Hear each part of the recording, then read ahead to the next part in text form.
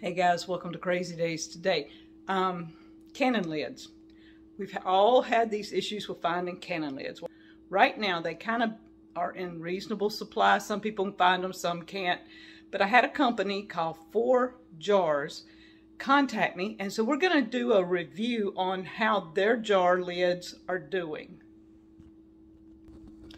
Now Forjars sent me, and it's F-O-R, 4 jars. 50 of the regular in this box and 100 of the regular in this box. 50 of the wide mouth and 100 of these wide mouths. So it's just the lids. I used them the other day. It's been a week, and I canned black-eyed peas. Now this was the ultimate test because black-eyed peas, I put them in dry and cooked them for an hour and a half in my pressure canner when I was doing broth. And I put 2 in there, 2 sealed. They're doing good. Of course, it's only been a week, but if they held, they held. So we're really pleased with that. Today, we have oatmeal. I've already put this in the freezer for 2 weeks. I just took it out a couple of days ago, let it get room temperature, and we're going to put it in jars and put the vacuum seal lids, these lids, on it and see how they do with a vacuum seal. My jars are in the oven. That is because we are in the Deep South. The humidity is outrageous here, anywhere from 75% up to 95% continuously. So I don't want any moisture in my jars, so they're in the oven at the lowest setting. Danny's going to come in here and help me, and we're going to get this vacuum sealed and see how the Forjars lid does. Alright, we've got the top of the jar wiped clean. Now you don't want to wipe it with a damp rag. You want to make sure you wipe it with a dry rag. And we're going to be putting our lids on now. Let's see here. These are non-labeled jars, so it doesn't matter. Actually, there is a label. You see? Oh, it is? I got it. Okay, hold on. You got it upside down. I'm OCD here. Okay, I want it to look right.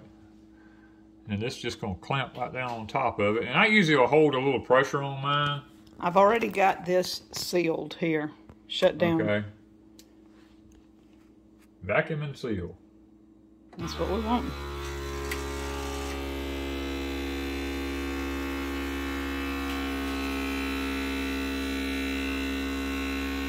Did we put an oxygen absorber in there or anything?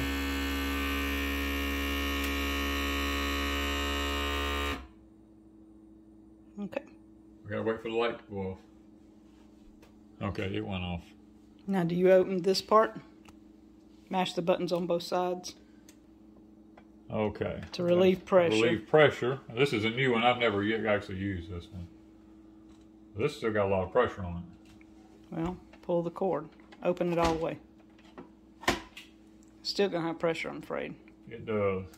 Okay, there it went.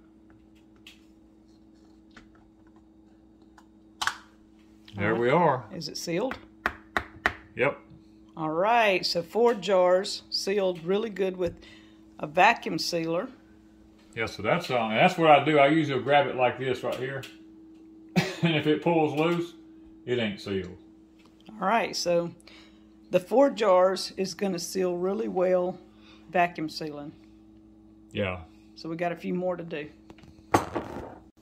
Okay, one thing I want to mention is Forjars lids are a lot thicker than the ball jar lids are.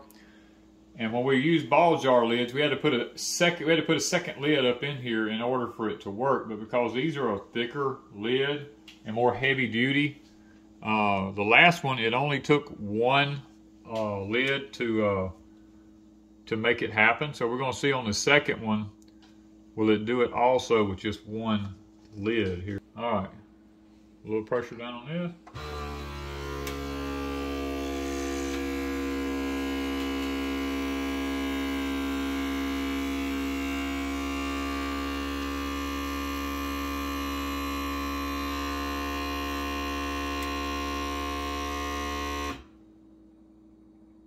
Now wait for the red light. Okay, the light went off.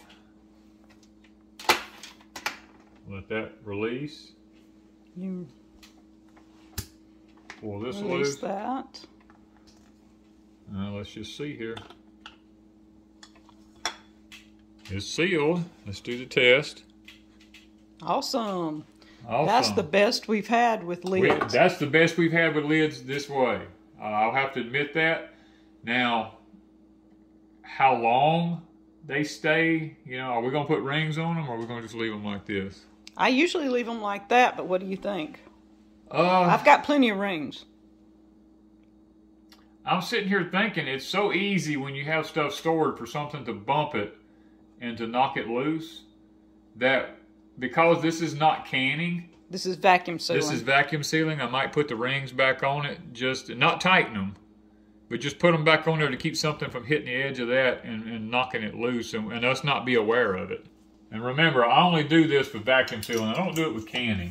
Yeah, we always take the rings off with canning. Not even tightening it. I'm just, when it touches, just leave it. I think that will protect the edge of that rim right there. Now, if something's pressure canned or something, it is sucked down really, really hard, and it's got a real good, the seal is actually melted and made soft where it goes down onto that. Vacuum sealing is a total different process. Even though it seems like the same thing, it is a little different. But that'll keep, we'll come by periodically and check these new lids to see if they've lost their seal, but so far, it's worked better than the balls have for vacuum sealing, I have to say that.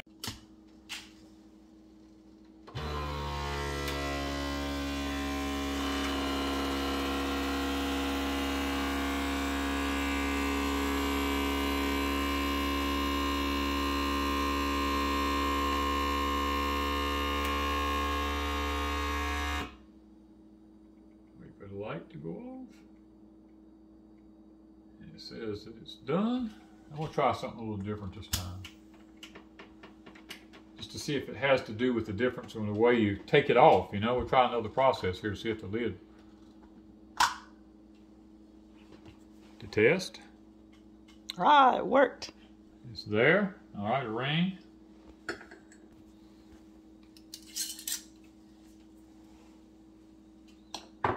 Okay, this is a different kind of jar. The other ones have been balls. This is a golden harvest made by Mason.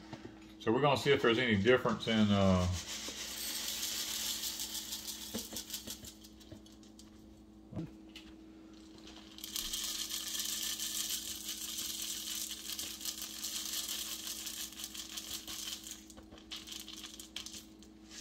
make sure you pump it and settle it.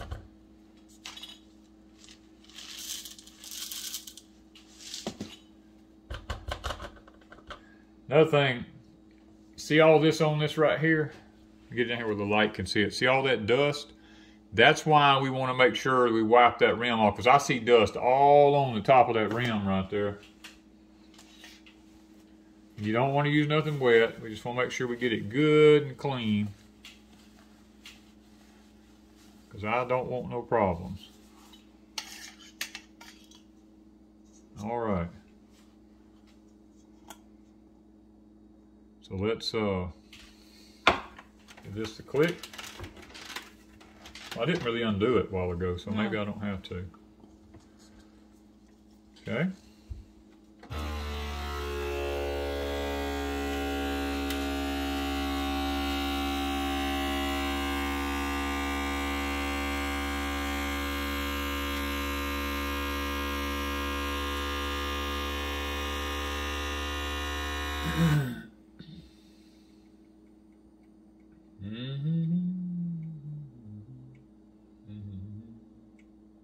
Okay, let's see how we do.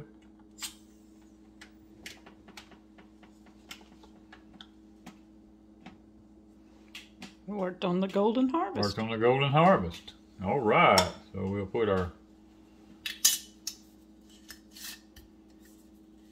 band on. All right, guys. ForJars cannon lids. So far, I've only used the regular mouth. I've not used the wide mouth. We'll do that later. But vacuum sealing, oatmeal, even with ball and golden harvest, worked well. I did the black-eyed peas, an hour and a half, pressure canned. They've done well. Look for more updates for the ForJars cannon lids. All right. What I like to do, guys, is I like to take this here when I get it laid down. Because if you don't, this will just be one big old hard knot, and you can't stack it very well. It's a little time consuming up front, but I think it's worth it. You want to make sure this is down in here. And we're going to push this down. Did you lock it? I know, but do we, oh, okay. You got to lock it. It's got to click. Okay. We got to click. We're going to vacuum and seal. Yes. And I'll just keep. Yep. See how pretty?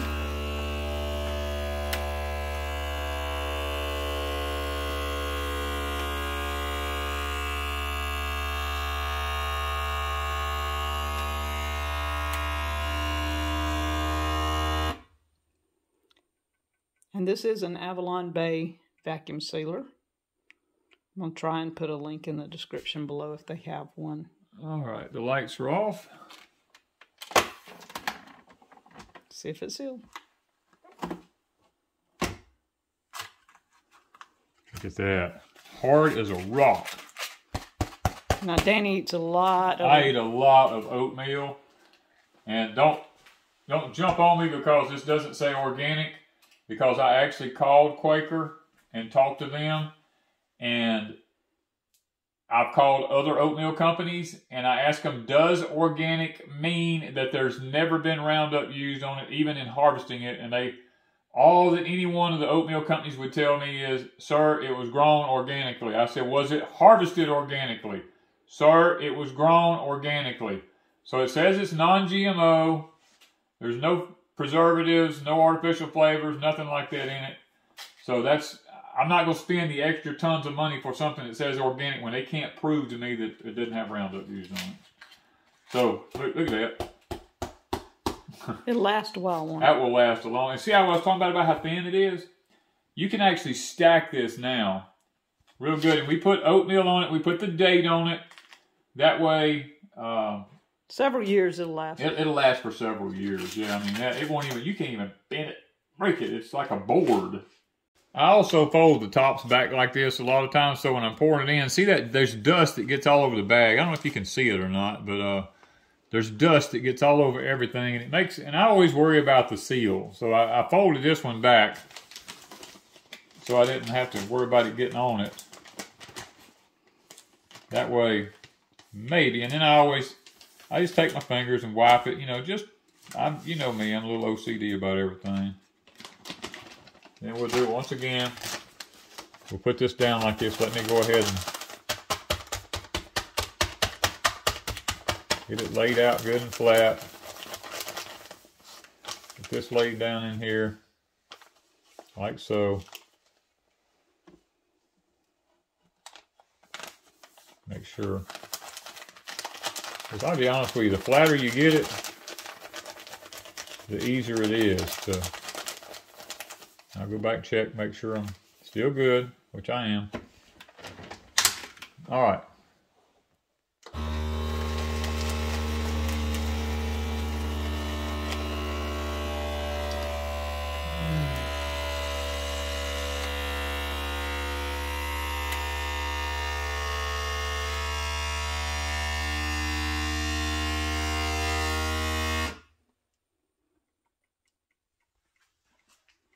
Wait for the heating process, and the lights have gone off.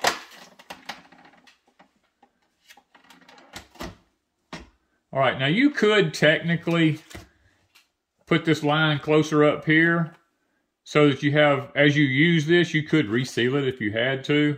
It's just that I'll eat this in a week, so I don't usually worry too much about it. And if we don't have enough of these, like we had a little bit left over, and we didn't have enough to fill another bag, I have these WEC jars that a subscriber sent us here. It's got the rubber ring around the top of it, and we can put the oatmeal in there. And it's got these clamps that Go right on the sides of it. Great for stuff like this. I mean, really good for that.